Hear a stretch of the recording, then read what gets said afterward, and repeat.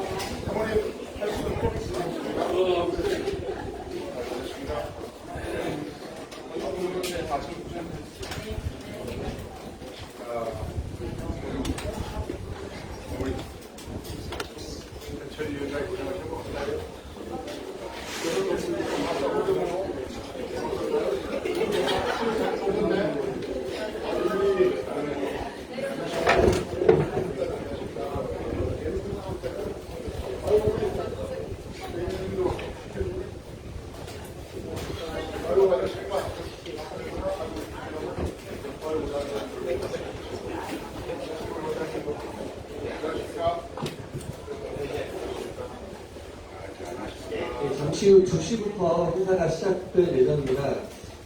지금 정청래 의원님과 저희 김학의 의원님께서 일정이 아직 마무리가 안 돼서 오시는 데 조금 시간이 걸릴 수 있습니다. 조금 늦게 시작하게 되더라도 양해 부탁드리겠습니다.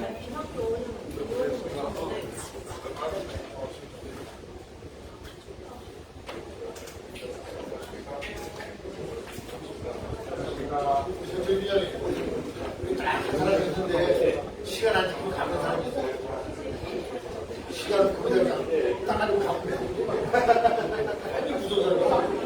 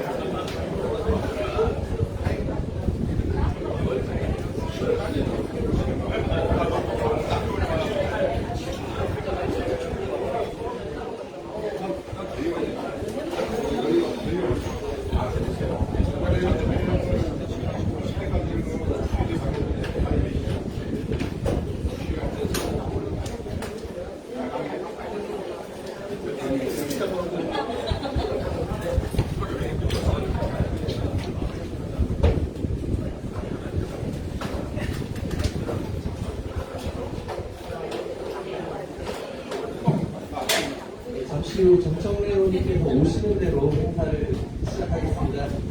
모두 일단 자리에 참석해 주시기 바라며 행사 시작 이후에는 원활한 진행을 위해 이동을 상가해 주시기 바랍니다. 아울러 휴대하고 계신 전자기기는 매너모로 전환해 주시거나 전원을 꺼주시면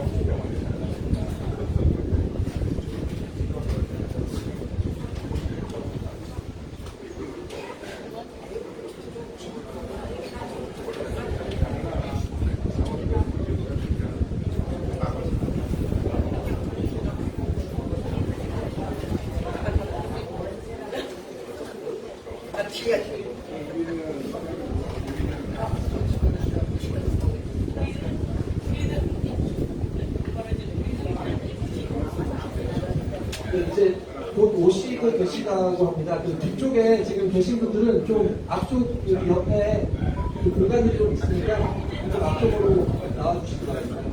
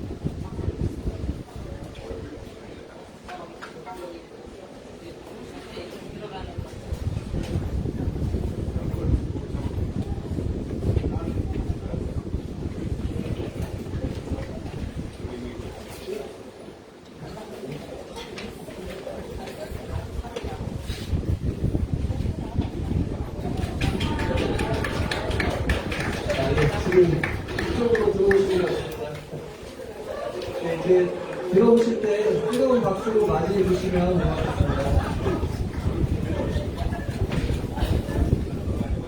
네, 지금 이쪽으로 인사하시면 다 들어오고 계십니다.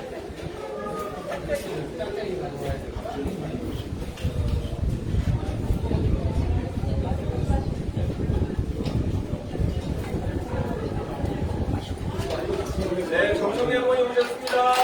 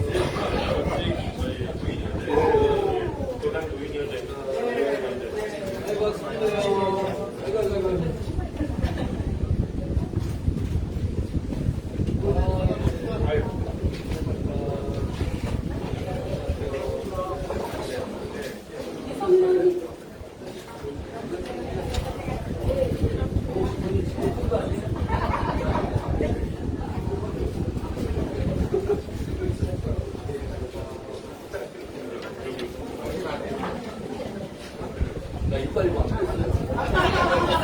떡볶이 하네.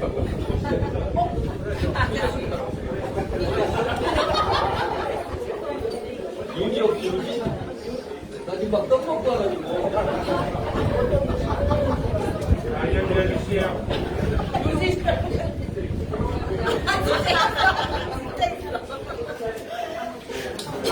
유지가 필요하시죠?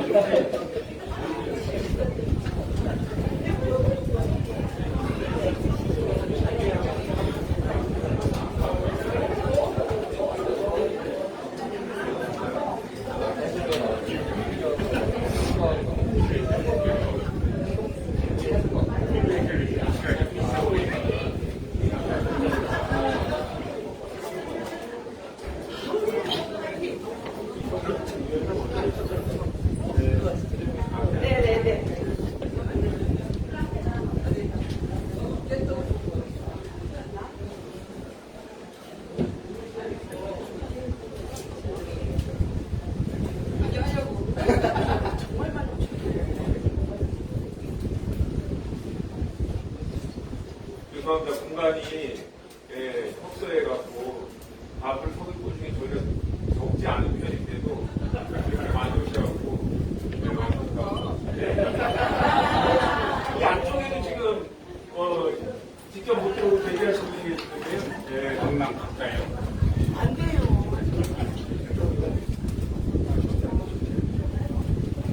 예. 그럼 지금부터 제주시 을지역위원회 당원 간담회를 시작하겠습니다. 안녕하십니까. 저는 오늘 사회를 맡게 된 더불어민주당 제주특별자치도당 청년위원장 정현철입니다. 반갑습니다.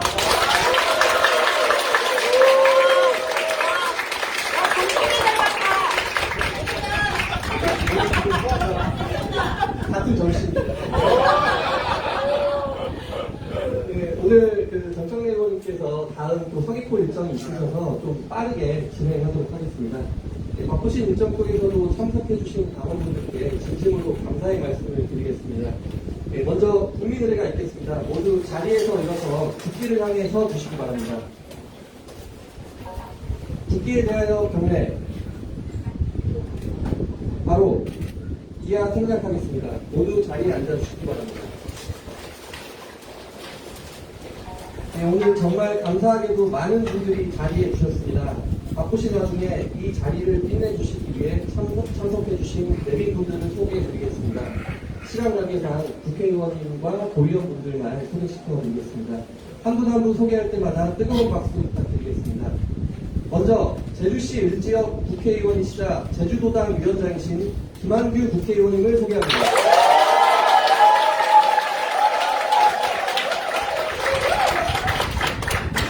오늘의 주인공은 제일 마지막에 오시겠습니다.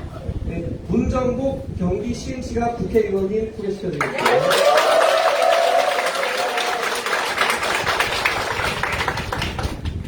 이성윤 전북 전주시의 국회의원 소개시켜드립니다.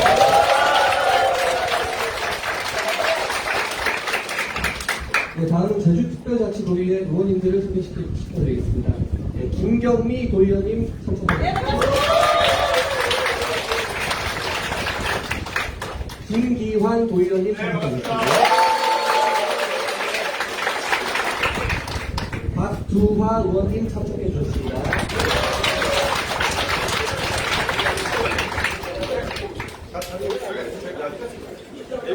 네, 잠시 자리 정돈 좀 하겠습니다.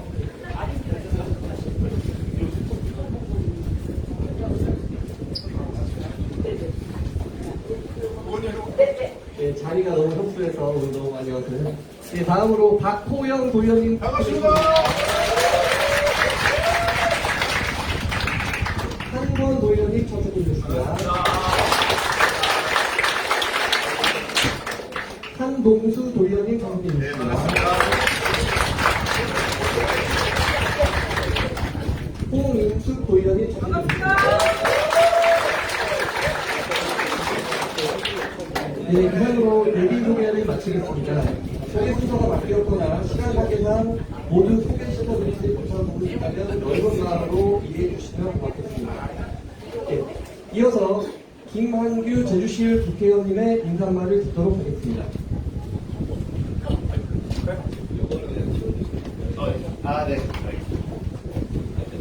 네, 오늘 정말 많은 당원분들이 와주셨는데요.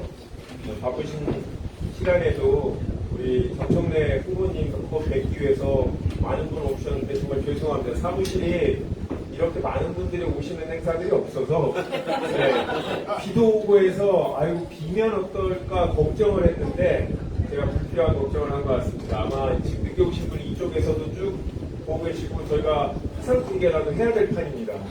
네, 오늘 정청래 의원님 더불어민주당에서 당원들이 가장 좋아하는 의원님들 중에 한 분인데요. 여러분들께서 너무나 잘 알고 계실 텐데 이런 중요한 분들을 아무리 언론에서 많이 봤어도 직접 봐야만 아니겠습니까? 네, 오늘 즐거운 시간 보내시고 우리 정청래 의원님한테 힘을 불어넣어 주시면 아이고 말이 잘 안 나왔습니다. 정청래 의원님한테 큰 힘이 되어주시기를 부탁드리겠습니다. 감사합니다.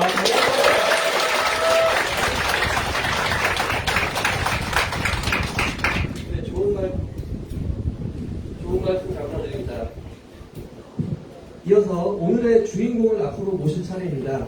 오늘 이분을 모시기 위해 정말 많은 분들이 와주셨습니다. 지난 3년 동안 답답했던 우리 국민들 가슴을 시원하게 사이다처럼 뚫어주셨던 분이십니다. 서울 마포구 을지역을 지역구로 두신 정청래 의원님을 뜨거운 박수로 모시겠습니다.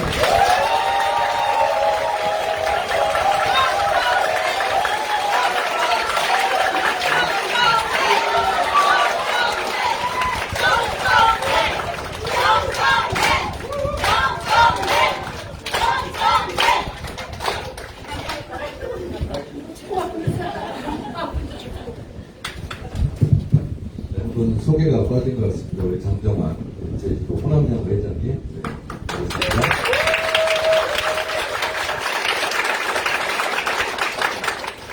제가 충청의 아들 겸 전북의 아들 겸 호남의 사이입니다.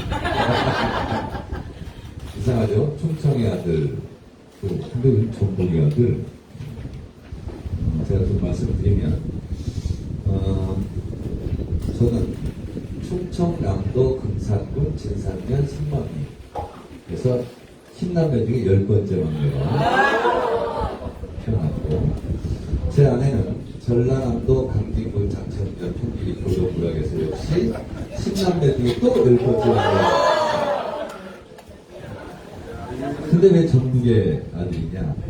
어머니가 전북 만두분이고 또 제가 태어나기 3년 전에 62년 12월 달에 금산이 전라북도였는데 충청남도로 편입이 되었습니다. 그래서 우리 9번째 제 바로 예형까지는 전북 금산 출생 그리고 저 혼자만 탈락 금산 출생입니다. 그렇습니다.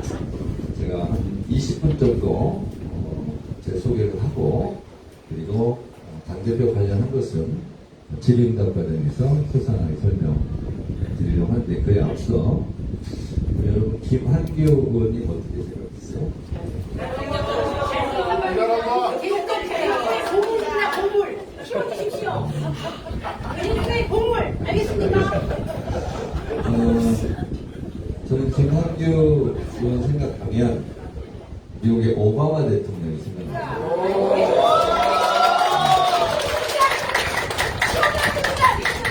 그 이유를 말씀드리면 오바마처럼 키도 훤칠하게 크고 얼굴 생긴 것도 오바마 비슷하게 생긴 것 같고 그리고 머리도 좋고 그리고 또 법 전문을 했고 그리고 대한민국 최고의 로펌 김현장에서도 활동했고 그리고 우리가 강남에 내보내서 정말 아까웠어요. 강남에 가서 어려운 지역에서 자갈밭에서 부르다가 청와대에 들어가서 제주도 고향으로 내려와서 국회의원이 되니까 정말 우리 민주당에도 저는 김한규 의원 같은 엘리트 국회의원이 있었으면 좋겠다 생각했는데 여기 와서 우리 고향 분들이 소문이 있어서 이렇게 국회의원, 대선 국회의원도 그러므로 성장하고 있습니다. 아마 제 다음에 당대표 나올지도 모르겠어요. 박수 한번 주세요.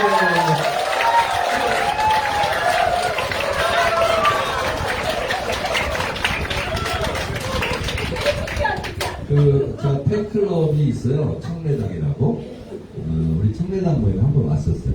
국회의원 아닐 때. 근데 국회의원 되니까 얼굴이 더 좋아졌어요. 저희 어머니는 전라북도 완주군 문주면 성북리라는 곳에서 1921년 6월 10월 18일 날 태어나서 16살 때 얼굴도 모르고 이름도 모르고 아무것도 모르는 한 살 어린 꼬마 신랑 저희 아버지한테 대둔산을 넘어서 40리길을 걸어서 시집을 왔다고 했습니다. 근데 혼례를 올리는데 평생 살 신랑이 코가 제대로 붙어 있는지 어쩐지 궁금해서 혼례식을 올리다가 옆에 봤는데 저하고 똑같은 남자가 있었어요.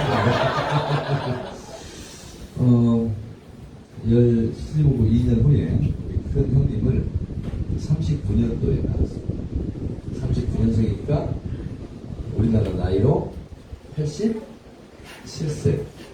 지금도 금산 장날, 신탄진 장날, 뻥튀기 장사한 형님이 우리 형님입니다. 공주 장날, 뻥튀기 장사를 하면 어떤 누님이 와요. 그러면 박수현 의원 큰 누님이 없다면 그래, 정청래 큰 형님, 박수현 의원 큰 누님 이렇게 만나서 잘 지내고 있습니다. 저희 어머니가 21년생, 아버지가 22년생이니까 일제시대였습니다. 네, 없는 집안이지만 알콩달콩 잘 살다가 아버지가 강제징용에 끌려갑니다. 강제징용을 끌려가는 색대 같은 남편의 뒷모습을 보면서 얼마나 또 울었을까 그런 생각이 듭니다.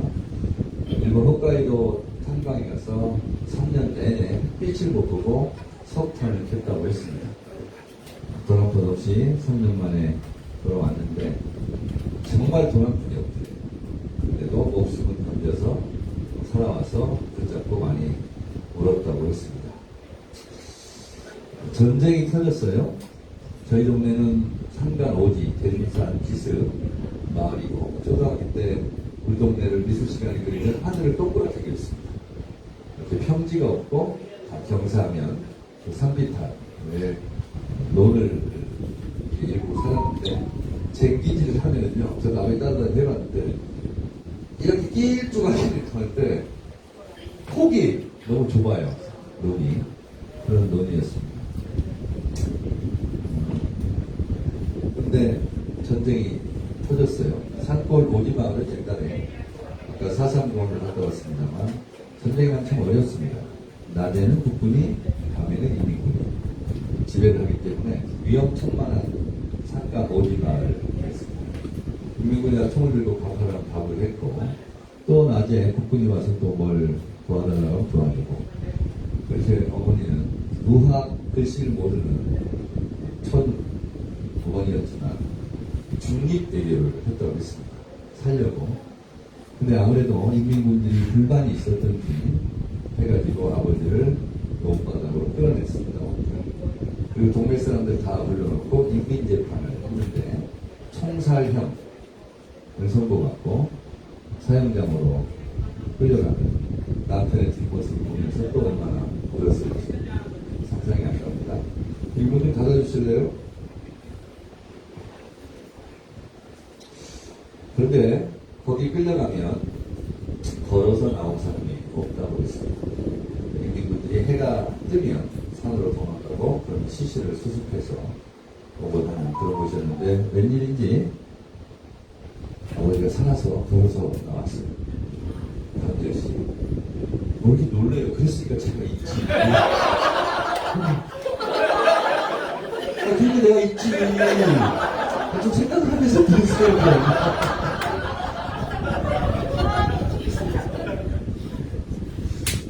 근데 저희 어머니가 무학이고 공부를 안 했고 글씨를 모르지만 굉장히 전문적 감각이 뛰어나고 촉이 빠릅니다. 그렇습니다. 그래서 아버지가 하는데 신발 벗지 마세요. 그 신발을 못 벗게 하고 애를 깨워서 업고 속단자 하나 들고 4km 야간 행군을 합니다. 그리고 지사에 가서 자수를 하는데 안 믿어져요. 거기 가면 다 죽어 나오는데 살아나왔으니까 이제 빨치산 첩자 아니냐 이거예요. 아무리 얘기를 해도 안 듣더래요. 그리고 날이 밝으면 죽이겠다고 그래요. 빨치산 치고 하는 거예요. 그래서 저희 어머니가 우리 남편이 목숨을 부지하기 위해서 거짓말을 했고 그래서 누구한테 필시에 도와준다고 했을 거다. 근데 그건 속마음이 아니고 그래서 신발도 벗지 않고 바로 자수하러 왔다. 그 신발을 안 벗고 왔다는 것 때문에 자수가 인정이 되었습니다. 그래서 살 수가 있었다고 합니다.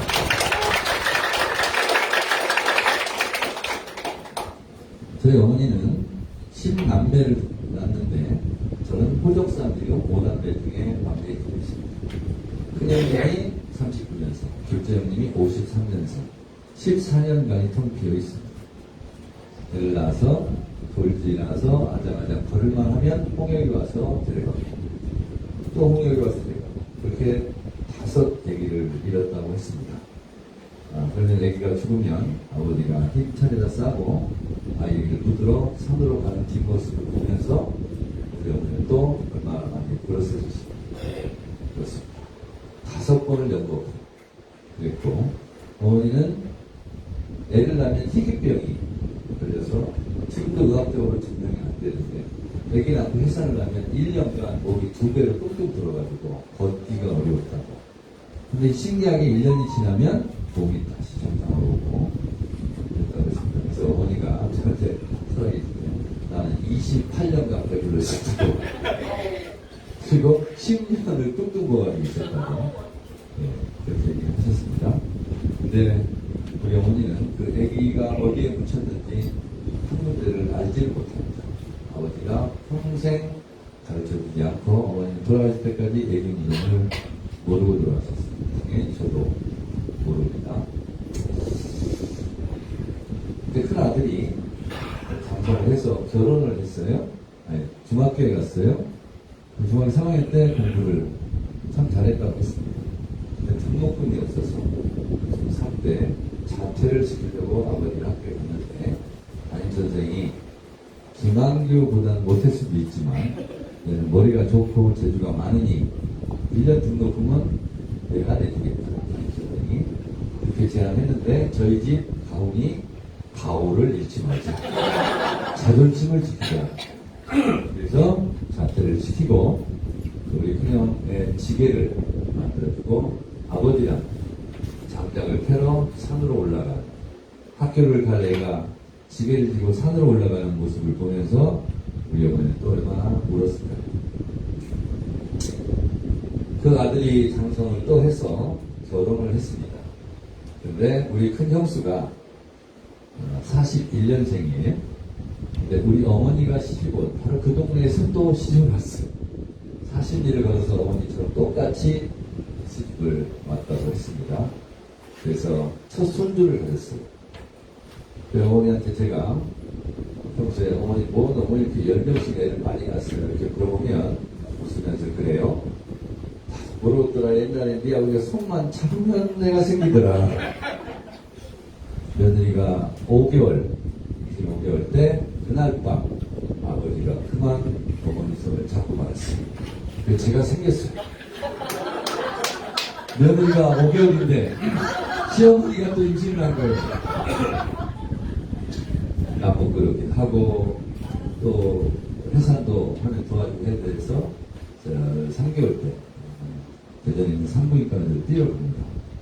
어머니가 생각해보니 이것도 생명인데 내가 죄를 짓지 하고 다시 와서 며느리 배를 보니까 며느리 배가 더 남산만하게 들어있어. 도저히 안 되겠다. 근데 곧 나는 거예요. 그래서 제가 5개월 때 우리 형수님들 곧 나는 거죠. 얘기를 5개월 빨리 임신했으니까. 그래서 중대 결석을 하고 다시 그 산부인과에 갑니다. 그때는 제가 기억이 납니다. 아니 두 분이 좋아서 저를 가질 때는 언제고 저를 끼려고 하니까 경우가 아니잖아요 솔직히. 그래서 뱃속에서 저의 투쟁 역사 중에 첫 번째 투쟁은 생존권 투쟁을 그랬어요. 나를 낳아서 이러면 안 되지 않냐, 경우가 없지 않냐 이거. 그래서 뱃속에서 시위를 했습니다. 나를 낳아달라. 수술대에 누웠는데 갑자기 배에서 놀기 시작하는데 이걸 띄면 큰 죄를 짓는 것 같아요. 그래서 수술 중지. 그리고 다시 와서 낳은 게 접니다.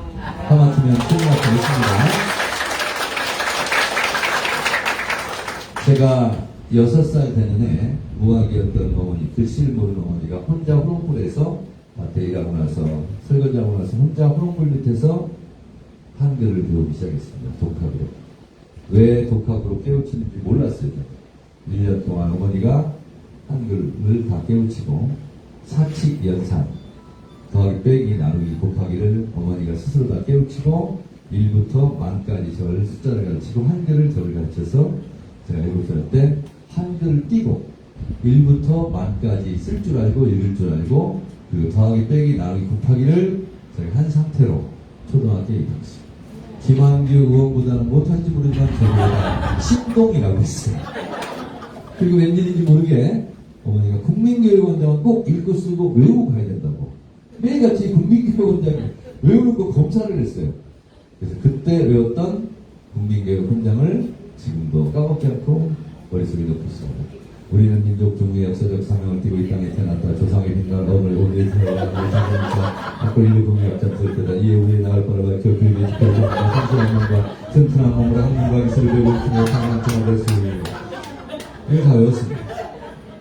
그리고 학교에 갔으니 이름 쓰고 가는 애들이 없었습니다. 생각 오지 마세요. 저는 국민교육원장을 다 외우고 갔으니 천재가 들어온 거예요. 그래서 이름 쓸 줄에 손 들어가서 제가 백무, 정청래 아주 글씨를 기깔나게 멋있게 썼어요. 그때 선생님 정청래 반장! 제가 반장이 됐습니다. 그런데 반장을 하겠는데 선생님이 반장은 6학년 누나들이 와서 청소를 해주면 책걸상을 일직선으로 맞추고 제가 날씨판에 날씨를 붙이라는 거예요. 오늘처럼 비가 오면 우산을 붙이고 해가 땡땡 내려지면 햇님을 붙이고 흐리면 구름을 붙였어요. 그러니까 1시간 늦게 가는 거예요. 그러니까 애들은 다 가서 노는데 혼자 1시간 늦게 가니까 그게 싫더라고요. 내 생애의 첫 번째 정치, 학예 정치 구상을 합니다. 반장을 계속 할 거냐, 말 거냐. 그래서 여름방학 때 고민이 굉장히 많았어요. 그 어린애가 얼마나 힘들었겠어요. 그 정계 구상을 하니. 2학기 첫날 개학식 날 제가 인사를 안 합니다. 일어나서 차례경례를 했는데 안 하고 거부했어요. 그게 선생님이 뭐라고 하더라고요. 벌떡 일어나서 손을 딱 들고 지금 이 순간 반장직을 사퇴합니다. 반장 사퇴 선언을 했어요. 그랬더니 우리 선생님이 하나도 밀리지 않고 순간 너는 미리 청년자라 자기 결정권이 없다. 엄마 모시고 와. 이렇게 된 거예요. 그래서 엄마한테 가서 밭에 가서 얘기했어요. 반장 사퇴하고 왔다고. 그랬더니 우리 어머니가 소리를 지르면서 감나무 가지를 꺾어가지고 너 이놈의 자식 내가 너 반장 시키려고 내가 어떻게 했는데 그걸 네 맘대로 가느냐고 절대로 안 되냐고 저를 잡아먹을 듯이 뛰어오기 시작했어요. 그래서 쏜살같이 도망가서 우리 동네 뒷동산에 있는 몇 뿌리 산수 있는 그 잔디에서 엎드려서 제 몸을 숨기고 해가 질 때까지 기다렸어요. 근데 어머니가 이제 안 들어오니까 청래야 밥 먹어라 부르기 시작해. 안 들어갔어요. 점점 목소리가 높아집니다. 청래야 밥 먹어라. 그 다음에 울부짖기 시작해요. 청래야 밥 먹으러 가라. 어디 갔냐 어디 갔냐. 그래서 우리 아버지까지 이제 달리는 거예요. 울부짖으면서 아이고 그까짓 거 반장 안 해도 된다. 얼른 가서 밥 먹어라. 그래서 믿고 집을 들어갔습니다. 밤 11시쯤에 그때 가자마자 어머니가 절대 안 된다. 내가 너 반장 시키려고 어떻게 했는데 반장 절대로 못 그만둔다. 네, 제 생애 최초의 단식 투쟁에 들어갑니다. 밥을 안 먹었어요. 이튿날 아침에는 밥을 안 먹었어요. 그랬더니 그때는 밥 한 끼 굶으면 죽는 줄 알아요. 그래서 밥을 아침도 안 먹으니까 어머니가 학교 가자. 그래서 제가 손 붙잡고 교무실에 가서 우리 막내 아들 반장식 사퇴 선언을 어머니로서 허가합니다. 그래서 반장을 그만뒀습니다. 우리 동네는 상간 오지 마을이라서 정말 하늘을 그리더라 동그랗게 그리고 평지가 없습니다. 그래서 최종 학벌 목표는 고졸이 목표로 상고, 공고, 농고 여기만 나오면 은행에 취직해도 되고 농협에 취직해도 되고 뭐래도 하고 하얀 와이셔츠에 볼펜 굴리며 산다는 거예요. 그게 다 목표가 고졸입니다. 그래서 저는 인문계 고등학교를 가고 싶었어요. 무조건 서울로 대학을 가고 싶었어요. 그래서 어찌어찌 해서 서울에 있는 대학을 제가 들어간 겁니다. 우리 동네에서는 말을 짧게 하는 습관이 있습니다. 서울에 있는 대학 줄여서 서울대. 아이고 양지区막내 아들은 서울대 갈게요. 그래서 동네에서 이제 온갖 부름을 다 사고 있는데 제가 학생운동을 하다가 아기고 수배를 받았습니다. 경찰이 있는 줄 뻔히 알면서 저를 잡으러 우리 동네로 일개 소대쯤은 급파돼서 동네마다 수식을 하니까 성내 잡으러 왔다. 우리 어머니하고 심정이 어땠겠어요? 막걸리 받아주고 화를 묻혀서 대접을 하면서 총학생실로 전화가 옵니다. 어머니가 막내야 뭉숭하게 대접을 잘 보냈다. 자수하면 구속은 면하게 해준단다. 그래요. 그러다가 석 달 후에 너무 허리가 아파서 소파에서만 자니까 후배 자취방에서 또 지지며 압박해서 하려고 그 후배 자취방에 갔는데 안기고 프락지한테 미행을 당해서 1시에 잡혔습니다. 집에 가서. 그 잡힌 후배 집이 박시영 TV의 박시영 대표 제 3년 후배인데 걔네 집에서 잡혔어요. 끌고 가는데 어디를 끌고 가는지를 알아야 되겠기에 봉고 창문을 열고 밖을 내다보려 하는데 뒤에서 누군가 목 뒷덜미를 쳤어요. 목이 툭 떨어져가지고 틀 수가 없어요. 그리고 혁들을 풀고 4명이 허리춤을 잡고 2층 어느 호텔로 올라갑니다. 저는 지금도 어느 호텔인지 몰라요. 그 김병기 원내 대표가 국정원 출신이잖아요. 저보고 그러더라고요. 아마 남산 밑에 있는 을지로 아스토리아 호텔인가? 그 호텔이 있더라고 그러더라고요. 들어가자마자 수돗물을 틀어놓고 물고문 위협을 하는 상태에서 옷을 다 벗기고 팬티바람으로 수건으로 눈을 가린 채 4시간을 맞았습니다. 수건으로 눈을 가리고 맞기 때문에 주먹질, 발길이 어디서 나올라올지를 모릅니다. 반드시 이마를 때리면 뒤로 달라는 몸에서 쭉 미끄러져서 머리로 벽을 박습니다. 이쪽에 때리면 저쪽으로 와서 벽에 부딪히고 4시간을 그렇게 공은 폭행을 당했습니다. 그런데도 제가 지금까지 기가 안 죽고 이렇게 살아가는 이유는 그때 그걸 제가 이겨냈습니다. 3가지 이겼습니다. 그걸 지켰습니다.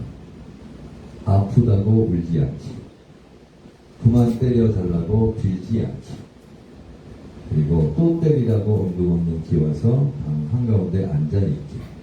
이걸 4시간을 반복했습니다. 새벽 6시 반쯤 조국 통일도 그렇지만 먹어가면서 하라고 욕하면서 그만 때리더라고요.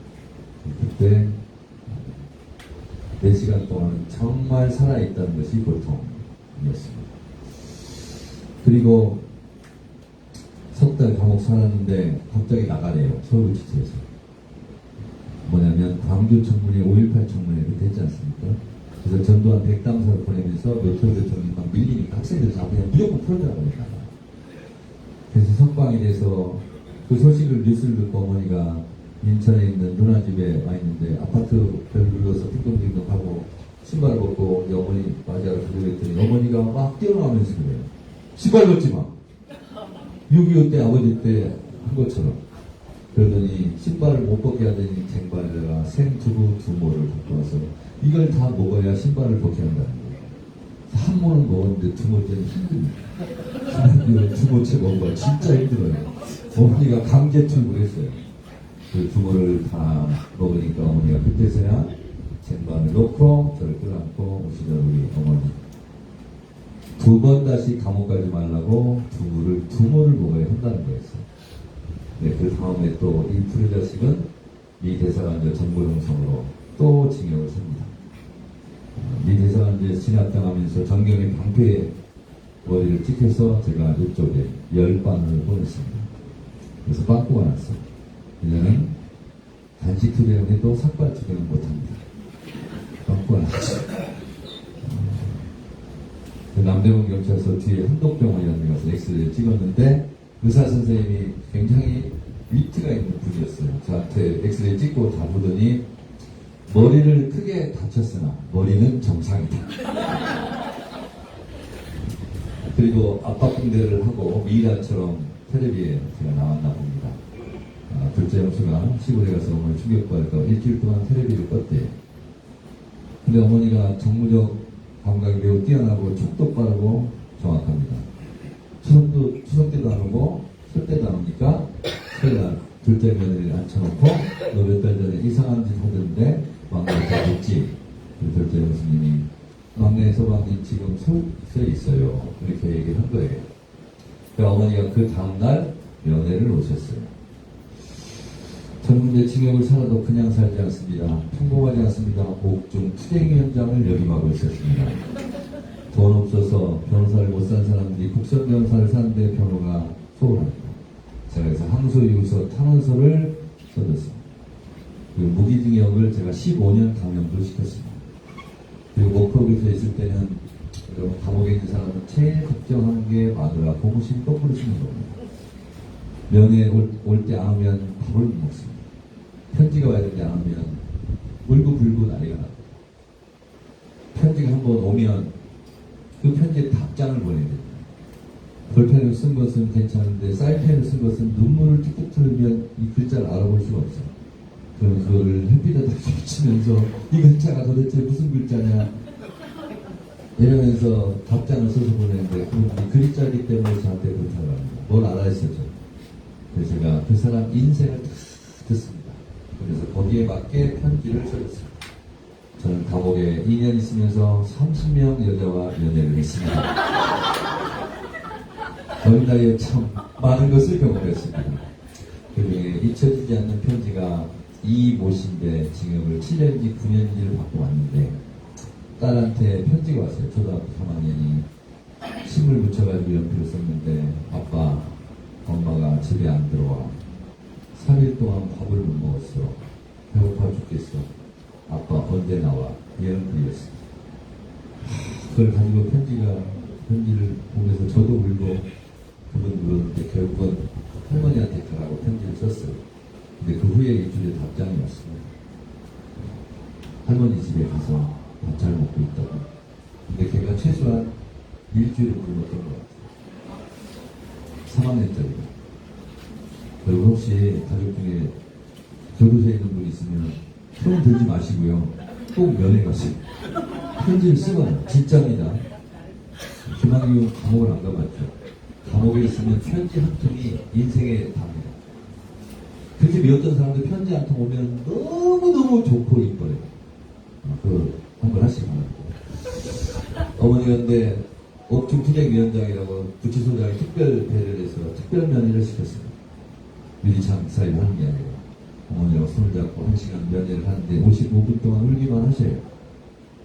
그러니까 교도관이 적을 게 없습니다. 흐흐흐 톡톡톡 들었어요. 그러니까 교도관이 어머니 무슨 말씀이라도 하셔야죠. 시간 다 됐습니다. 그랬더니 어머니가 일어나시면서 막내야 삭시 새끼는 꼬박꼬박 챙겨 먹어라. 나 간다. 그리고 보안과 앞마당을 비쩍 걸어 나갔습니다. 저는 한번 뒤돌아보면 인사를 드리려고 제수복을 입고 서 있는데 어머니가 철창문을 잠깐 잡더니 고민하시더니 그냥 나가셨어요. 저는 2년 징역이 확정돼서 목포교수에 가서 또 셀프 옥중투쟁위원장을 임명하고 목포교수에 신나게 살고 있는데 저보다 4살 많은 형이 결혼식 청첩장을 보내왔습니다. 너 나오면 결혼하려고 했는데 2년간은 못 기다리겠다. 그러면서 청첩장을 보내왔는데 나는 부족되어 있어서 해방감을 맛보고 싶은데 약 올리는 것도 아니고 결혼식장은 하필이면 수원 해방교회 사더라고요. 거기까지는 좋았어요. 그런데 그 다음에 출신이 충격적이었어요. 어머니가 못 걸으신다. 매일같이 걷게 해달라고 오신다. 너 나올 날만을 기다리고 있다. 알고 보니 저 면회를 하고 3일 후에 충격으로 도라지 밭에서 쓰러졌다고 했습니다.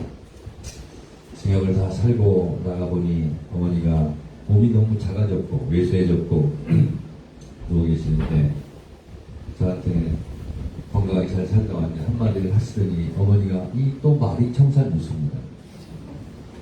아이고 막내야 포천에 있는 할렐루야 기도원에 가면 안진뱅이도 다른박질을 하고 눈먼 봉사도 안경 안 끼고 세상을 훤하게 본단다. 내가 꼭 가자는 건 아니다. 어머니를 모시고 포천의 할렐루야 기도원에 하루에 예배를 5번 보고 그리고 거기는 말기암 환자 병원에서 못 고친다는 환자 50명이 와 있습니다. 오늘 하루 죽어나가면 내일 1명이 들어오고 2명이 죽어나가면 2명이 들어오고 대예배당과 그 암환자 숙소가 있는 100m를 제가 다 케어를 했습니다. 그리고 그분들하고 같이 잤어요. 저는 대장암 환자가 가장 고통스럽다는 것을 그때 알았어요. 대장암 환자는 누워서 잠을 못 잡니다. 네 발로 이렇게 굶혀는 이 상태로 신음하면서 반쯤은 정신이 있는 상태로 없는 상태로 비몽사몽간에 잠을 잡니다. 항상 졸린 게 대장암 환자. 잠을 못 잡니다. 제가 퇴원하고 그러니까 그 암 환자들이 고맙잖아요. 젊은 사람이 와서. 저는 예수를 안 믿었기 때문에 제가 착하게 살아야 우리 어머니한테 효험이 있겠거니 하고 정말 착하게 살았습니다.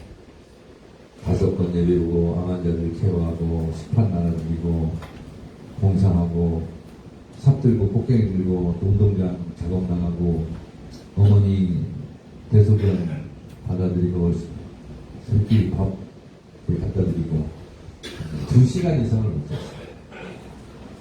그러면 이제 그 환자들이 정말 고마우니까 고마움을 표시할 게 없어요. 저한테 카드를 주겠어요. 뭘 주겠어요. 꽃다발을 주겠어요. 본인이 먹던 숟가락으로 제 입에다가 한숨을 넣었어요. 그러면 우리 어머니는 교양은 있어서 소리는 못 지르고 먹지 말라고 그러면서 얼굴로 대화를 해요. 먹지 말라고 막 눈이 마주쳐요. 막 이렇게 해요. 근데 눈이 마주친 상태에서 환자 눈을 또 봅니다. 안 먹을 수가 없잖아요. 그래서 써서 넣으면 그걸 먹습니다. 그러면 어머니는 옆에 가면 막 꼬집고 난리가 나요. 왜 먹냐고. 네, 어머니 암은 전염병이 아닙니다. 그래도 그거 먹으면 안 된다고. 나쁜 기운이 몸에 들어간다고. 그렇게 한 달 사니까 제가 11kg가 빠졌습니다. 근데 어머니가 한 달이 지날 때쯤 저를 앉혀놓고 나 살자고 너 말려준 게 있다. 나는 안 걸어도 좋다. 그리고 집에 가자. 그리고 나서는 한 번도 그렇게 해달라는 얘기를 안 하셨어요. 장병에 현장 없다고 큰 며느리 작은 며느리가 6개월 1년 단위로 교대를 했는데 딱 정해진 날짜에 못 하잖아요. 그럼 그걸 가지고 큰 소리가 좀 나옵니다. 어머니랑 옆방에서 그 소리를 들었어요. 어머니 얼굴을 보기도 미안하고 민망하고 내가 결혼했으면 차라리 내가 모시면 좋을 텐데. 근데 우리 형, 큰형수도 4년을 그렇게 했으니 저는 다 이해를 합니다. 그리고 딱딱 그게 안 맞잖아요. 6개월 1년 이렇게 지내서. 그래서 어머니한테 드릴 말씀도 없고 조용히 나와서 서대문역을 울면서 걸어갔어요. 그래서 서대문역에서 기차를 타고 서울로 왔습니다. 올라오면서 생각했어요. 하루라도 내가 내려가서 감정을 하는 게 좋겠다. 그래서 2주에 한 번씩 내려가면 어머니는 천군만마를 얻을 거예요. 제가 내려가면 큰 소리로 얘기합니다. 큰 며느리, 둘째 며느리 다 필요 없다. 나는 막내하고 자겠다. 그리고 그 1박 2일은 어머니가 자부심을 느끼는 날이에요. 며느리하고 아들하고 조금 그게 거시기한 게 있어요. 아무리 며느리가 잘해도 자식이 최고입니다. 그러면 어머니는 1박 2일 동안 행복해요. 그럼 제가 대소변 받아내고 수건 물로 짜가지고 어머니 목 닦아드리고 옷 입혀드리고 아무도 못 들게 하니까 그러면서 어머니하고 2년 동안 2주에 한 번씩 그래도 행복한 1박 2일을 그랬어요. 어느 날 큰형님이 엄마가 오래 못 버틸 것 같으니까 내려와라. 그래서 제가 마포에서 서울까지 대전까지 1시간 10분 걸려갔어요. 속도 위반했습니다. 요 얘기할 때 어떤 눈치 없는 사람은 교통 벌금 냈냐고 또 물어보는 사람이 있어요. 안 냈다고. 경찰이 뭐라고 안 하더라고요. 임종을 못 볼까봐 급하게 내려갔더니 어머니가 저를 기다리셨던지 마지막 눈꺼풀을 떨면서 저를 쳐다보셨어요. 제가 이렇게 보는데 어머니가 제 눈동자를 만지시면서 좌우로 한 번, 아래로 한 번 제 눈동자를 본체로 눈동자와 눈동자가 마주친 채로 뜬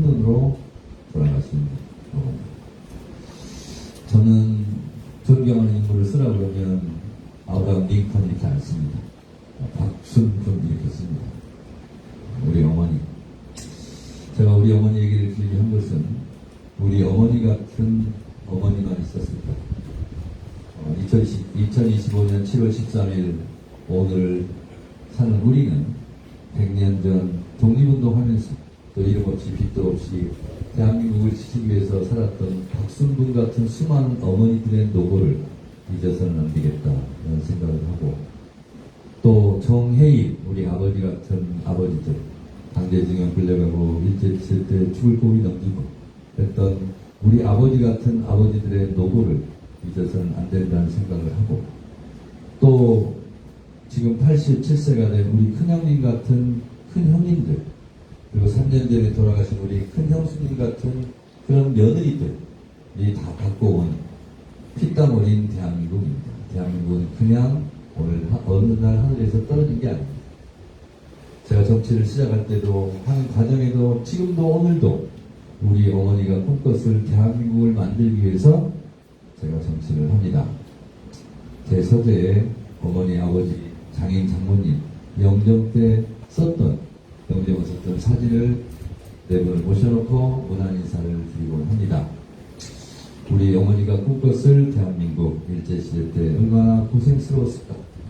나라에 있는 백성의 서름을 온몸으로 안고 독립된 국가를 꿈꿨을 것이고, 6.25 전쟁 때 남편 하마터면 총살당해서 시신수습하러 갈 뻔했던 우리 어머니 얼마나 놀란 가슴을 끌어냈을까. 그래서 전쟁 없는 평화로운 한반도를 꿈꿨을 것이고, 공부 잘하는 큰아들 학교 자퇴시키고 학교에 못 보내고 산으로 나무하러 간 아들의 뒷모습을 보면서 얼마나 또 울었을까. 삼시세끼는 걱정이 없고 고등학교까지는 그래도 가르칠 수 있는 좀 경제적으로 풍요로운 대한민국을 꿈꾸지 않았을까.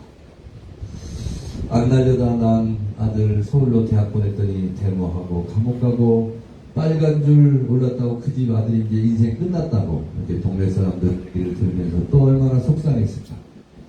그러면서 대학생들이 이제 데모하지 않아도 되는 민주주의 국가를 꿈꾸지 않았을까. 우리 어머니가 또 우리 어머니 같은 어머니들 이 꿈꿨을 그런 대한민국을 윤석열이 망가뜨렸습니다. 나라를 절단됐습니다. 저는 운명과도 같이 법사위원장을 했습니다. 많은 국민들께서 박수를 많이 보내주셨습니다. 정청래 때문에 위로를 받았다, 통쾌했다, 사이다 갔다. 그리고 법사위 하는 거 항상 봤다 라는 말씀도 해주시고, 또 헌법재판소에 가서 제가 윤석열 파면을 위해서 112일간 어떻게 하면 파면을 빨리 시킬 수 있을까.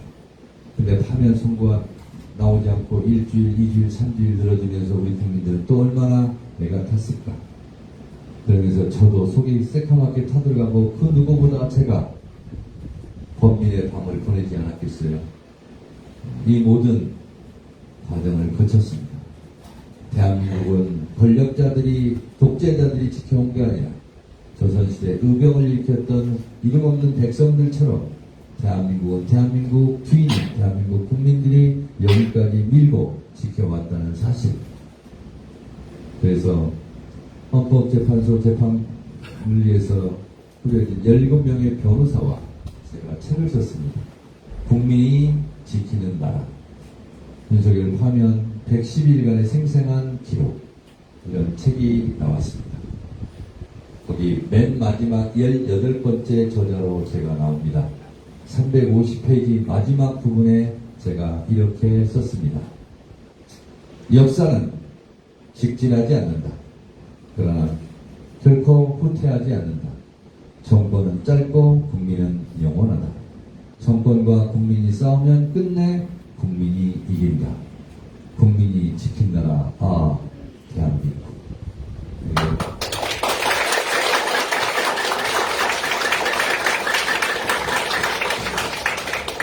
그 책에서 저는 국민들 덕분에 내란을 극복할 수 있었고 대선을 승리할 수 있었고 이렇게 썼는데, 진짜 제일 고마운 게 뭐냐라고 묻길래 제가 그 책에다 써놨습니다. 나의 목숨을 구해준 국민들에게 진짜 감사합니다. 이렇습니다. 여러분들이 아니었으면, 장갑차를 막아서고 경군을 막아서지 않았다면 국회의원들이 개헌 해제 의결을 투표할 수 있는 시간을 확보할 수 없었고, 그냥 총으로 밀고 들어왔으면 국회의원들 다 잡아갔습니다. 그러면 이재명도 정청래도 이 세상 사람이 아닙니다. 진짜입니다. 만약에 제가 성공했다면 이재명 대통령도 저도 이 세상 목숨이 아닙니다. 그리고 여러분, 김한규 의원은 여러분 장례식장 영정사진에서 조문하면서 봐야 했을 겁니다. 이 젊은 국회의원이 전도가 양양한데 얼마나 억울했을까요? 우리 4.3에서도 그랬습니다. 3만 명 안팎이 학살당했습니다. 계엄이 성공했으면 몇천 명이 죽었을지 모릅니다. 이런 대한민국, 피로써 지켜온 민주주의 역사, 피로써 한자 한자 쓴 헌법을 지키려고 노력했던 대한민국에서 쿠데타가 일어나는 것도 놀랍지만 이 쿠데타를 극복하고 K민주주의 놀라운 회복력을 보여준 것에 대해서 전 세계가 찬탄하고 있습니다. 이재명 대통령이 당선되자마자 코스피가 뛰기 시작했습니다. 전국 불안 요소가 해소되었기 때문입니다. 전쟁이 일어날 가능성이 높거나 전국이 불안하면 외국 자본이 들어오지 않습니다. 여러분, 이재명 대통령이 당선된 것만으로도 이재명 개인이 훌륭해서라기보다도 우리 국민들이 그 열망이 이재명 대통령 당선으로 모아졌기 때문에 전국이 안정됐기 때문에 코스피가 뛰고 있습니다. 여러분, 12.3 내란부터 2주 동안 주식 시총 시가총액 기준으로 무려 2주 동안 144조가 날라갔습니다. 우리가 허리띠 돌려매고 저금해서 주식 투자하면 뭐합니까? 그 쿠데타 한 번 일어나면, 전쟁 한 번 일어나면 그냥 다 깡통이 되는데, 그래서 전국 안정과 남북 평화가 그만큼 우리의 삶에 직접적으로 연관되어 있고 영향을 미친다는 사실을 알고 이재명 정부를 어떻게 하면 성공시킬까 하는 일념으로 이번에 당대표에 출마를 했습니다. 이상 제 소개를 마치겠습니다.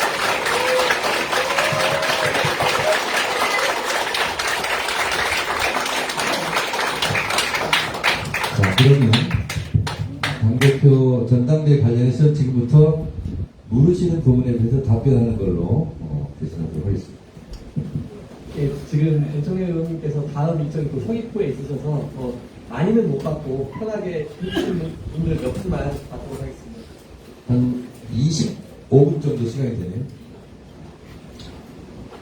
근데 막 울고 그러지 마요. 다들 슬퍼. 자꾸 울려고 그래. 그리고 이분들 크게 남자가 자신을 큰일 이렇게 막 울고 그래. 근데 나도 슬퍼지잖아. 또. 나도 지금 참으면서 아니, 안나님을 쓰면서 안 하려고 하면서 지금 얘기하고 있어요. 좀 뚝! 그러지 마요. 의원님을 보면서 우리나라 것이 약간 보이겠지만 오래전에 공천을 못 받아서 네. 아버지 못 받아서 소리를 노래밖에 듣고 네. 전국 활동을 받아야 때 네. 제주 왔을 때 광장에서 저하고 나름 구원을 했습니다. 네. 그때 그 모습을 보면서 역시 대한민국 최고의 팬이다. 자기의 공천 학살을 당했지만 그거를 이기려고 전국 비판하면서 생각했던 그 모습이 이번에 법사위원장이 돼서 한번 대한민국을 지키겠습니다. 예. 그 컷오프 당했을 때도요, 제가 컷오프 당한지 몰랐어요. 노정활동 평가 제가 기억하기로 1등, 2등, 3등 그 셋 중에 하나였어요. 근데 그때도 제가 트위터에 썼어요. 뭐라 썼냐면 어머니 저는 이렇게 어떻게 해야 하나요? 근데 저도 이제 탈당할 생각도 없고 내 사전에 이혼과 탈당을 어떻게 썼는데 우리 어머니가 사진 속에서 탈당 같은 거 못 쓴다 이렇게 얘기하잖아요. 네, 의원님. 저 같은 경우는 오늘 이 자리에 참석하게 된 게 여기 부당 사무실에서 문자가 와서 시간 맞춰가지고 참석하게 됐습니다. 네. 저출래 의원은 박수홍 응원도 많이 했고, 근데 지금 다른 후보께서는 보면 민심 이런 SMS 통해서 내일 날짜, 모레 날짜 이런 것을 다 공지하는데 청일은 그런 게 없어서 좀 아쉽습니다. 네. 저는 페이스북에 하루에도 글 몇 번씩 씁니다. 제가 직접 씁니다. 그리고 내일의 일정을 다 올립니다. 페이스북에. 그러면 사람들이 그걸 보고 막 팔로우 나르고 이렇게 합니다. 이렇게 해서 문자 같은 경우는 내일쯤에 전국대의원 대상으로 문자를 한번 보낼 것 같은데 그래서 제 페이스북을 좀 참조해 주시고 네. 또 질문 안 하면 제가 계속 얘기합니다. 안녕하십니까. 늦어서 죄송합니다. 멀리서 왔는데, 집안에 있는 분이 이렇게 찾아서 도와주서. 아닙니다. 근데 서러운 얘기들까지 눈물 한 방울 안 내고 마치는 걸 보고 굉장히 놀랐습니다. 잘 웃는 성격으로 알고 있거든요. 이전에 몇 번 울었더니 진행이 안 되거든요. 얘기도 막 울고 그러니까 같이 울고 막 그래가지고 진행이 아주 엉망이 되더라고요. 그래서 지금 진짜 참으면서 지금 얘기를 했습니다. 당 대표 선거면 여기 온 사람들은 아마 정 의원님을 전부 지지하는 사람들이 왔으리라고 생각이 돼서 전부 그러겠습니까? 몇 명 아니겠습니까? 우선 우리 민주당에서 지금 아주 큰 문제가 거의 매듭이 되어가는 상태지만은 우선 내란 특별법이라든지 이런 것들이 준비되고 있다 그런 것도 듣고 있습니다만 문제가 사법개혁이 문제입니다. 사법개혁의 문제는 아마 크게 논의가 되는 듯 하다가 지금 주춤하는 상태고 뜸들이는 건지는 모르겠습니다만 그거에 대한 로드맵이 있으면 좀 말씀해 주시면 네. 영어로 말씀드리겠습니다. That's a good question. 아주 좋은 질문입니다. 말씀하시다시피 지금은 태평성대가 아닙니다. 평시가 아닙니다. 지금은 내란과의 전쟁 중이고 내란 아직도 끝나지 않았습니다. 제가 가끔가다가 이렇게 웃기는 원인을 많이 하는데 제가 탄핵 심판정에 가는 탄핵 소추위원 할 때 실제로 산에 가서 칡뿌리를 캤습니다. 칡기가 굉장히 어렵습니다. 뿌리가 깊고 내란의 뿌리는 더 깊다 하는 것을 국민들에게 보여주려고 제가 꽃게임 들고 막 칡도 캐고 막 이렇게 했습니다. 지금은 고위 관료들이 다 윤석열 정부 때 임명된 사람이거든요. 지금 이제 우리 장관 인사청문회 하고 있습니다. 지금 사법, 행정 다 윤석열 때 임명했던 고위직들이 다 있습니다. 그러니까 지금 재판도 뭐 거의 보다시피 하고 있지 않습니까? 3대 특검이 됐습니다. 그래서 이럴 때는 제가 이재명 대통령 대선 전에도 저희 가끔 만나서 이제 이런저런 얘기 하지 않겠습니까? 제가 때렸어요. 대통령이 당선되고 새 정부가 되면 3개월 안에 폭풍처럼 몰아쳐서 전광석화처럼 해쳐야 된다. 시간과 공간을 주면 안 된다. 시간을 끌면 반격의 시간이 올 것이고 공간을 내주면 저들이 결집할 수 있다. 그래서 숨 돌릴 틈 없이 박공이 뭔지 알죠? 그래야 방어도 된다. 자, 보세요. 이 내란 상태에 치러진 대선에서도 우리 50% 못 넘었고 저희는 40%를 넘었습니다. 견고합니다. 잠시 지금 혼란을 겪고 있을 뿐이에요. 그 개혁에 대한 저항은 앞으로 엄청날 것입니다. 그래서 그들이 결집하기 전에 시간을 주지 않고 빨리 해치워야 돼요. 그래서 내가 검찰개혁은 추석 귀향길 짜증나는 교통체증 현장에서 청량감이 있는 라디오 뉴스에 검찰청이 해체되었습니다. 검찰청은 역사의 뒤안길로 사라지게 되었습니다. 이 뉴스를 제가 들려드리겠다는 겁니다. 근데 이게 가능한가? 검찰은 원래 기소만 하면 됩니다.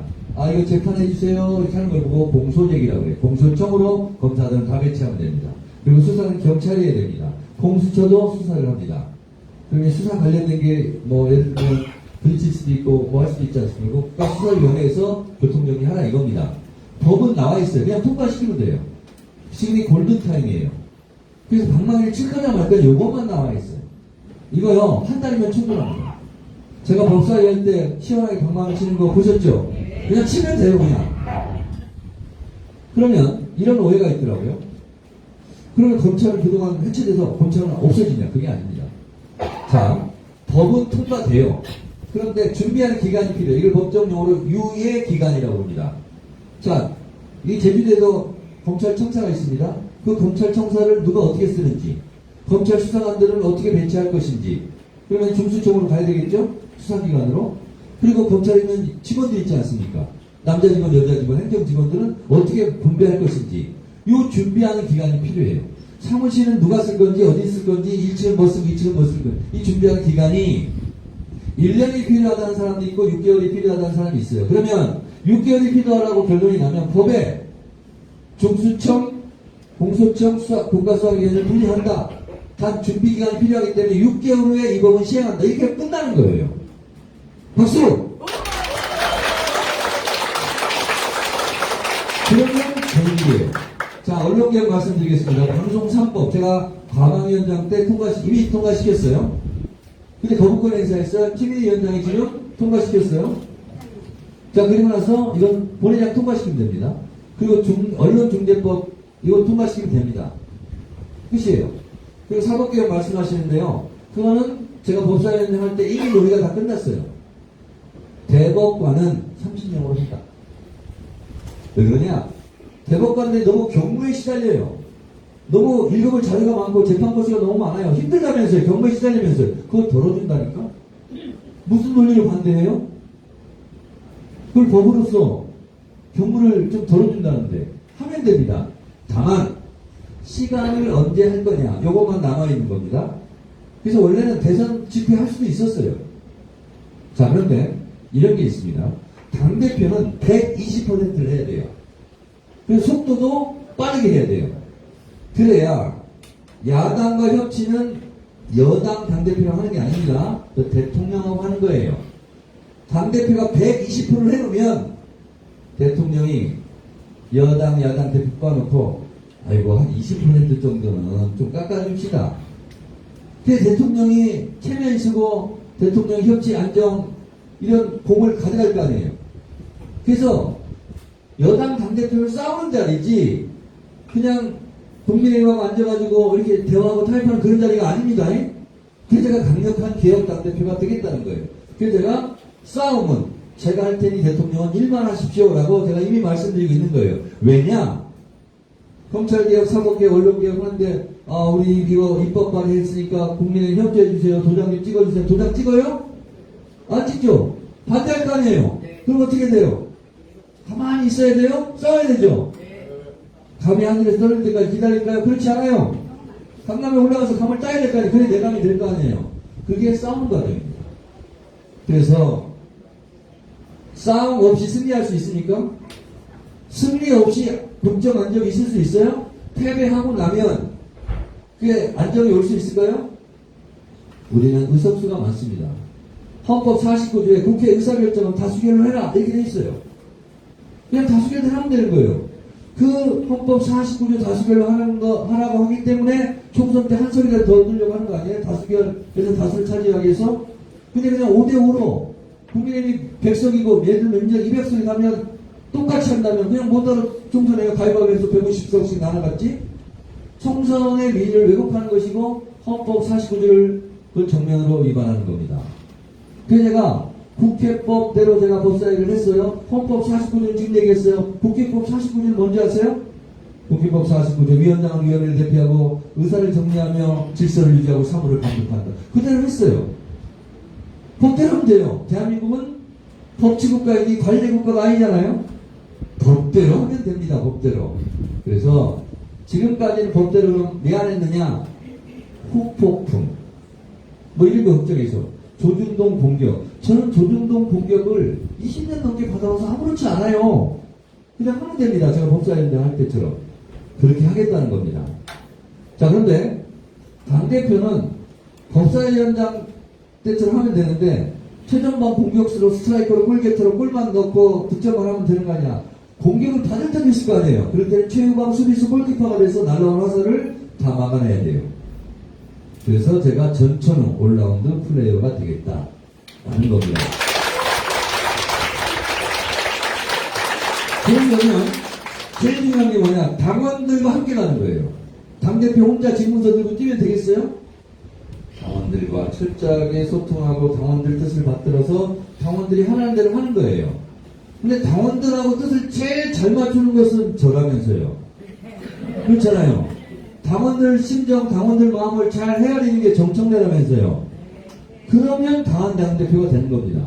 당원들의 지지를 받는 당대표. 저는 그래서 그렇게 얘기를 합니다. 국회의원들에게 에워싸여서 국회의원들에게 박수를 받는 당대표가 아니라 당원들에게 에워싸여서 당원들이 박수 치는 그런 당대표고 싶다. 그렇게 얘기했습니다.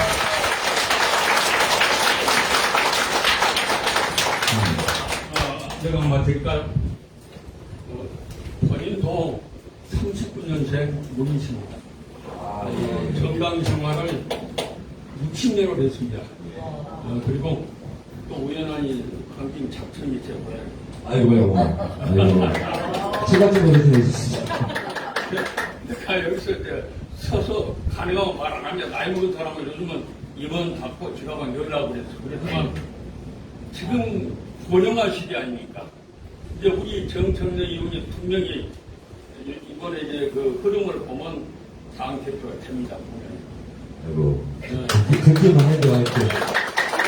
보시면 우리 노인위원들 좀 도와주세요. 내가 지금 그 제주도 노인위원장을 한 거의 10여 년 가까이 했어요. 그래서 내 후배한테 일단 밀어줬는데 도에서 나오는 게 없어요. 전부 허주머니 털어서 밥사 먹이고 회의하면 합니다. 그런데 요즘 젊은 사람들은 그 후원금이 나오는데 우리 노인위원회는 그런 게 없어요. 그래서 당 대표가 되시면 좀 신경을 써주시고 지금 고령화 시대 돼가지고 지금 우리 노인 당원들이 엄청 많습니다. 그런데다가 이제 보면 지금 그 우리 민주당도 나이 먹은 사람이 밀어주는 사람이 별로 없어요. 그래서 우리 민주당을 끌어다녀서 우리가 우리 당원들 지금 내가 지금 그 민주당 그 노인위원장을 물러나면서 제주도 민주당 원로회를 저기서 지금 활동을 하고 있습니다. 그건 우리가 지금 자꾸 그 연계가 되질 않아요. 도당위원장이 바뀌면 노위원장도 나도 자기도 모르게 이제 바뀌는 경우가 많고 그래서 고령화 시대 노인들 우리 당원들을 많이 만들어서 우리 득득이 해줘야 될 거 아닙니까? 알겠습니다. 그래서 많이 좀 부탁을 드립니다. 알겠습니다. 네. 네. 제가 노인위원회 발족 시간 때 강연을 제일 많이 초청받아서 다니는 사람입니다. 우리 역시 알고 계시죠? 이런 얘기 많이 들었고요. 그리고 노인위원회를 원로위원회로 이름을 바꿔달라 이런 얘기도 제가 현장에 듣곤 했습니다. 그래서 노인위원회보다는 원로위원회가 좋다라고 우리 어르신들께서 결정해주면 그 이름도 이렇게 바꾸고요. 그 뿌리 없이 열매 없습니다. 성대 없이 어떻게 후배가 있습니까? 엄마 없이 어떻게 내가 태어났어요? 그래서 뿌리를 생각해야 되고요. 그리고 어르신을 존중해야 되고 하는 것은 너무나 당연한 거고 제가 저희 중학교 역사상 참 받고 없어진 상이 있습니다.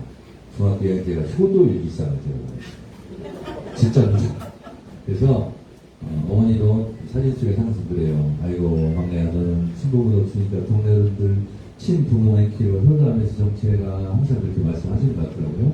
그렇게 하고 법이 허용한다면 우리 노인위원회 그런 지원도 아끼지 않겠다 하는 말씀을 그만요. 네, 그리고요 이제 도당위원장 얘기했지만 당대표도 중앙당도 마찬가지입니다. 당대표가 바뀌면 인수위기가 되는 게 없어요. 그래서 제가 어제 청년 모임에서 얘기했습니다. 장부를 만들겠다. 그리고 내가 당대표를 하게 된다면 그때 할 일 다 기록하고 인수인계를 하겠다. 근데 장부가 없어요 지금. 그래서 그거는 만들겠다. 그래서 민주당 기록원을 만들어야 되는 거 아니냐 이런 얘기를 합니다. 그래서 현장에서 나온 목소리는 제 페이스북 보세요. 오늘 아침에 비행기 타고 오면서 5가지를 정청래 현장 약속. 그게 뭐냐면 현장에서 그걸 제가 바로바로 약속합니다. 그래서 그거는 다듬어서 바로바로 공약화해요. 근데 참 빠르고 편한 게 제가 그냥 페이스북에 쓰면 되니까.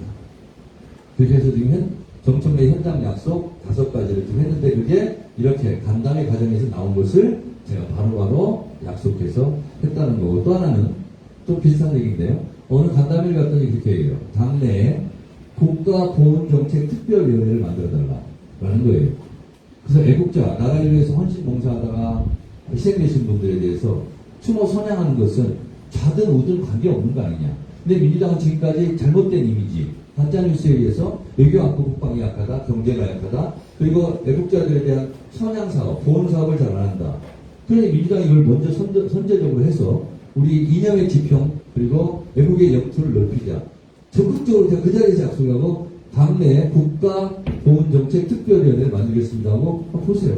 페이스북 있지. 언론은 다 젊은 사람이에요. 네. 있으니까 빨리 얘기하세요. 자, 질문 하나 마지막으로 받도록 하겠습니다. 있어요, 없어요? 빨리 나와봐. 여기 나와봐. 자, 읽어보세요. 제가 쓴 거. 국가보훈정책 특별위원회. 수박 그런 거 읽지 말고. 왕수방대 올린 게 하나 있잖아요. 진짜 여기 쓴 거 읽어보라고 와서? 어디 갔어? 빨리 와봐요. 읽으라고 보는데. 아니, 그거 말고, 국가보훈정책. 국가보훈정책이거든요. 아이, 참, 아까, 네.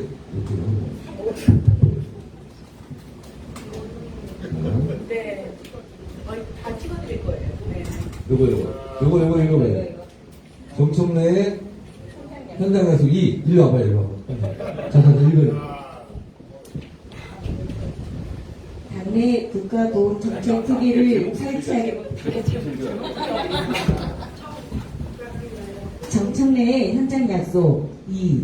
당내 국가보훈정책특위를 설치하겠습니다. 국가를 위하여 헌신봉사 희생하신 애국자들을 보살피겠습니다. 애국자에 대한 선양 추모는 좌우가 따로 없습니다. 애국자들에게 자부심을 돌려드리겠습니다. 잘해주세요. 자, 이처럼 현장에서 하는 것은 바로바로 약속할 때 약속을 되어 공약화를 하고 있다는 말씀을 드립니다. 한 분 정도 더 질문을 받겠습니다.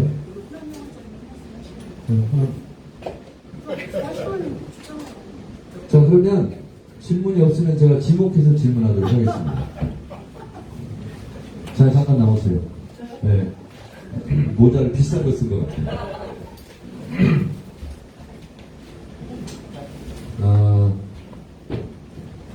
본인이 생각하기에 이재명 당대표 매우 잘했고요.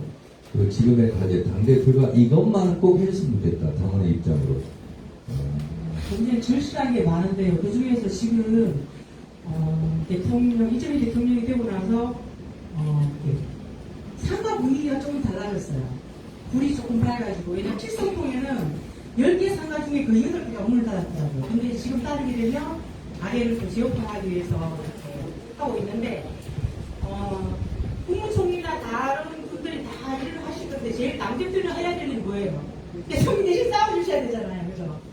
대통령이 싸울 수는 없어요. 그리고 우리 국민들한테 좋은 소리만 해야 되는 분이기 때문에, 악역을 우리 정청래 예비 당대표께서 해주시면 좋지 않을까. 아이고, 내가 잘 골랐어. 내가 하고 싶은 말 했다. 좋아서 골랐어. 자, 제가 하고 싶었어요. 근데, 역시 텔레파시가 통했어요. 자, 얼마 전에 이재명 대통령께서 오찬에 민주당 당대표, 그리고 국민의힘 비대위원장을 불렀습니다. 그 자리에서 국민의힘 비상대책위원장이 계셨습니다. 그 대통령이 끝나면 재판 받으시오. 그게 헛소리입니까? 자, 그럴 때는 제가 당대표 이걸 이렇게 불렀다. 그러면 저는 일단 책상부터 치겠어요. 지금 뭔 소리 하는 거예요? 국민에 대한 예의를 지키시오. 국민의힘, 내란 정당 아니에요. 내란 부역세력 아니에요. 당신들부터 섞어내자고 반성한 일이지. 지금 그 말을 할 자격이 있어? 이러면서 큰 소리로 넌 싸워줘야 됩니다. 민주당 당대표라면. 그러면 이재명 대통령께서 정청래 대표님 좀 이렇게 좀 감정을 누그러뜨시고 자제하시고요. 이렇게 말리는 모습, 이것이 대통령이 넉넉한 모습이잖아요. 이 상황이 맞는 거죠. 근데 가만히 있어. 딴 일 말고 있고. 그러면 대통령이 그 야당 대표가 이렇게 말하는데 여당 대표가 한마디를 해야 되는 거 아니에요? 이렇게 말할 수 있어요, 없어요? 속 터지겠죠. 그래서 알아서 민주당 당대표는 험한 일, 굳은 일, 싸울 거리를 해야 되고, 그리고 대통령은 만류하는 입장이 좀 돼야 되고, 그리고 속도도 빠르게 하고, 한 목표량도 120%를 해놔야 돼요. 왜 제가 100%라고 얘기를 안 하냐면, 여야 당대표 부르면, 결국은 대통령이 야당을 달래야 되잖아요. 120%를 해놨어. 그러면 민주당 당대표한테 그 20%를 좀 깎아줍시다. 이렇게 얘기를 해야 대통령이 체면도 서고 입장도 더 좋지 않겠어요? 네. 그러면 협치도 안정도 통합도 되는 거 아니겠어요? 그렇게 해야 되는 겁니다. 그래서 당대표는 뭐예요? 지금 준비하는 거예요. 아, 예. 아이고, 막 웃고 있네. 그래서 당대표는 협치하고 그런 게 아닙니다. 협치는 사람하고 하라겠어요. 앞에 가로에 걸어뒀고 합리적인. 지금 국민의힘이 합리적인 사람들입니까? 아닙니다. 자, 내란특별법 4개인데 박찬대 의원이 잘했어요. 그 법은 정말 시의적절하고 잘 냈어요. 그래서 저도 우리 다 공동소명했어요. 근데 제가 조금 아쉬운 게 있어요. 국민의힘은 정당 해산 심판 청구의 대상입니다. 왜냐, 통합 진보당이 내란 예비 음모 혐의가 있다 하여 국회의원 5명을 의원직을 박탈했고 정당을 해산시켰어요. 근데 국민의힘은 1호 당원이라는 윤석열 내란 수계 우두머리 피의자가 어느 당 소속이었어요? 국민의힘 소속이었어요. 그 국민의힘 소속일 때 비상계엄 내란 사태를 일으킨 거예요. 그러면 거기 또 국민의힘이 다 동조했다고 우리가 다 생각하고 있지 않습니까? 그럼 지금 내란 특검 하고 있잖아요. 여기서 수사를 통해서 윤석열은 앞으로 수사를 받을 거고 재판을 받을 거고 국민의힘 관련자가 나온다면 그럼 내란 정당 혐의라는 사실에 대해서 자유로울 수 없잖아요. 그 상황이 되면 우리 당원과 국민들이 국민의힘 해산하라. 그리고 이재명 정부의 법무부는 국민의힘을 위헌 정당 심판, 정당 해산 심판을 빨리 해라 라고 요구가 있을 거 아니에요? 그러면 그때 제가 또 앞장을 서겠다 이럴 거예요.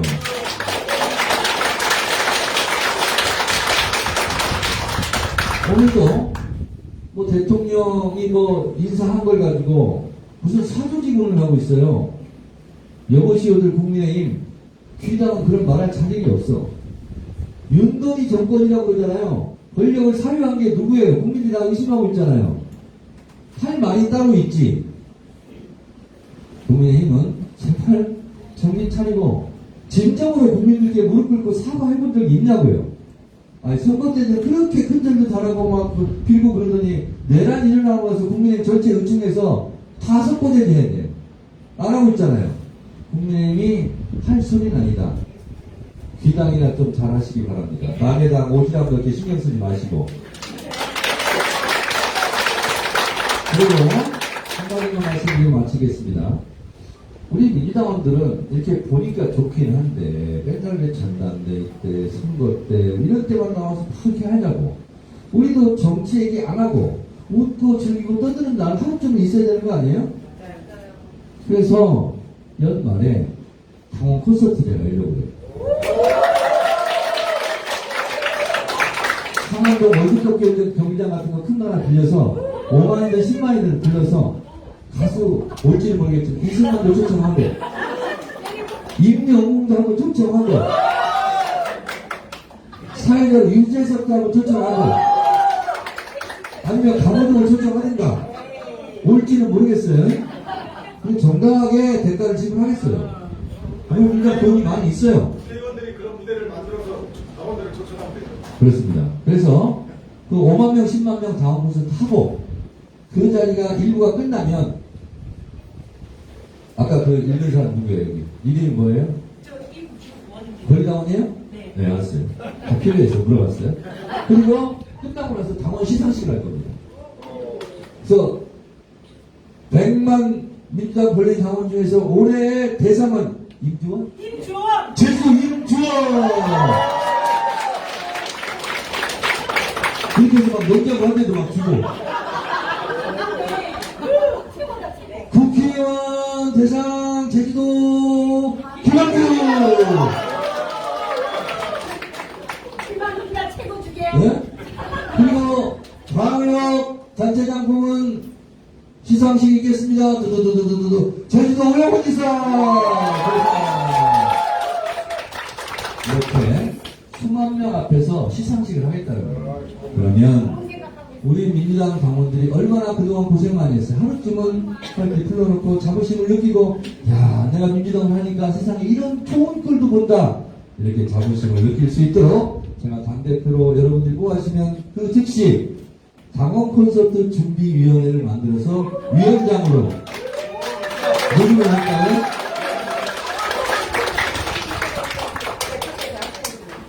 위원회 문대림을 할까요? 이석동을 할까요? 조만규를 할까요? 자, 여러분, 그래서 저는 초사 때부터 눈이 즐거운 정치, 귀가 즐거운 정치를 지향했습니다. 사람들이 이렇게 국회의원들이 이렇게 해요. 나는 달을 가리킨데 왜 달을 안 보고 내 손가락을 보고 욕을 하냐. 손가락이 미우니까 욕하지. 그래서 이 손가락도 예뻐야 돼요. 그래서 의미도 있고 재미도 있고. 아이고, 둘이 나오세요. 나와봐요. 둘이 나와봐. 네. 나와봐요, 빨리. 얼른 나와봐요. 자, 손가락 좀 보여주시기 바랍니다. 네. 이분들처럼, 밖에 안 됐어요. 무엇을 얘기할 때 가르치는 손가락이 미워서 하고 싶어도 안 하고 그런 일이 없도록 손가락도 이분들처럼 이렇게 예쁘게 민당을 만들도록 하겠습니다. 차량, 차량,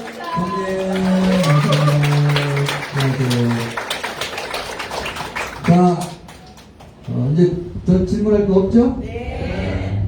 우리 어머니가 맨날 저한테 한 얘기 했어요. 막내야, 넌 좀 말이 너무 길다. 짧게 해라. 얼른 사진 찍어라. 이렇게 얘기해요. 자, 네. 이것을 마치도록 하겠습니다. 네. 다시 한번 좋은 말씀 해주신 저희 정청래 의원님께 뜨거운 박수 부탁드리겠습니다.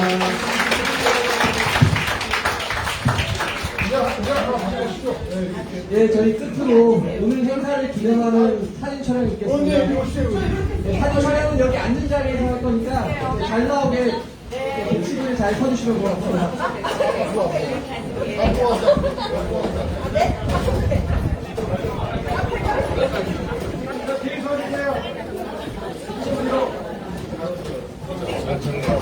네, 제가 정청래 하면 화이팅 하겠습니다. 자, 정청래! 화이팅! 김학규 화이팅! 당대표! 화이팅!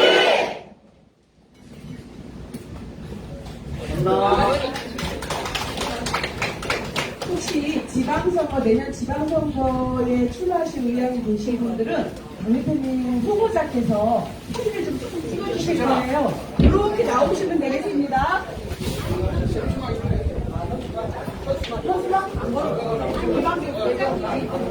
회장님 먼저 제일 먼저 찍으세요. 정정화 회장님 제일 먼저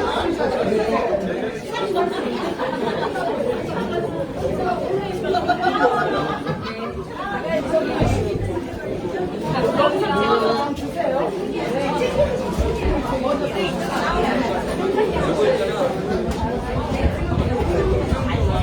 태극기.